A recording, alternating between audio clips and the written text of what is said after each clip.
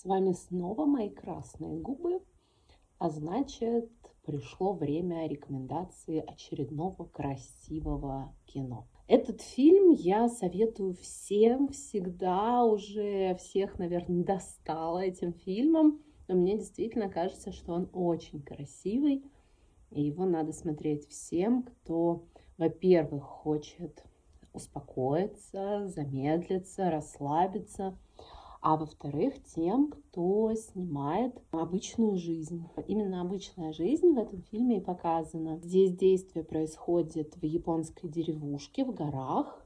Там живет девушка, и вот она просто живет. Выращивает овощи, готовит японскую еду традиционную.